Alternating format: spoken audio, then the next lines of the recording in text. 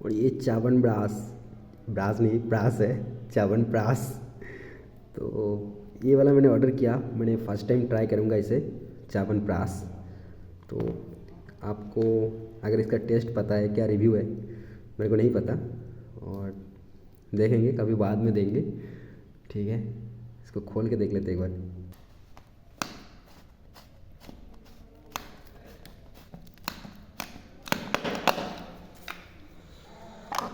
हाँ, तो मैंने पतंजलि का वो मस्टर्ड ऑयल और एक वर्जिन कोकोनट ऑयल होता है, और जो नॉर्मल नॉर्मल कोकोनट ऑयल होता है वो भी मैंने यूज़ किया है, और एक प्रोडक्ट यूज़ किया है वो है रोज़ वाटर पतंजलि का।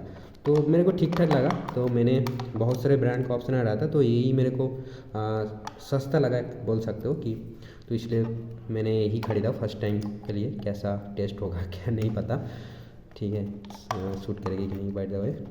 तो मैंने इसी से ट्राई करेंगे। और अरे बाप, देखो सेंट तो बहुत आ रहा है भाई, क्या है ये पता नहीं ये पता ही होगा ना आपको क्या है ये। बहुत सारे ये जो है आइटम्स दिखा रहा है कुछ इस तरीके के, तो इसी से बने हैं।